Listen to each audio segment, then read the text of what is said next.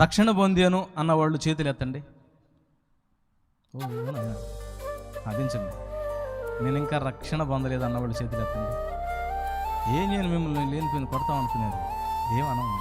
నేను ఇంకా బాప్తిసం పొందలేదు అన్న వాళ్ళు చేతులు ఎత్తండి. వాళ్ళు కూడా ఉన్నారు. సరే, ఒక మాట చెప్తాను. నేను రక్షణ పొంది ఉంటే నువ్వు యేసు ప్రభువునందు విశ్వాసం ఉంచి ఆయన స్వంత రక్షకునిగా నీ హృదయంలోకి చేర్చుకున్నావు కదా. నీవు ఒక విశ్వాసిగా నీ సంఘములో ఉన్న బాధ్యతను నువ్వు గుర్తుపెట్టేవా?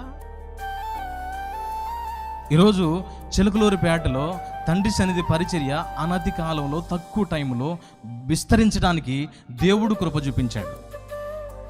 2006లో దైవజనుడు సేవలోకి వస్తే 2012లో నాకు తెలిసి విప్పర్లపల్లి అను నరసరావుపేటలో పరిచర్య జరుగుతుంది. అంటే 3 సంఘాలకు ఉంది 2012-13 టైంలో. కానీ ఈరోజు 2022 దాదాపు 70 నుంచి 100 సంఘాలకు విస్తరించబడింది. ఆ పరిచర్య అంతగా విస్తరించడానికి గల కారణం ఏందో తెలుసా?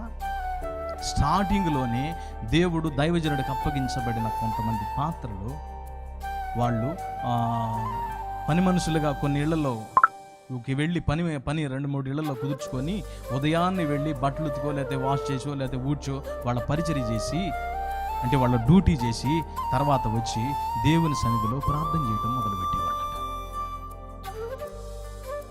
దేవా, మాకు ఇచ్చిన బాధ్యత ఉంది, దైవజనులను వాడుకో, దైవజనుడు ద్వారా వినబడుతున్న సత్య సువార్త అనేకులకి విస్తరించబడినట్లు నువ్వు కార్యం చేయి, చుట్టుపక్కల ప్రాంతాలను దర్శించు, ఈ పట్టణానికి నా దైవజనుని ఆశీర్వాదకరంగా నువ్వు చేయదేవని కన్నీరు గార్చి మొర్రపెట్టడం మొదలుపెట్టారు ప్రతిరోజు.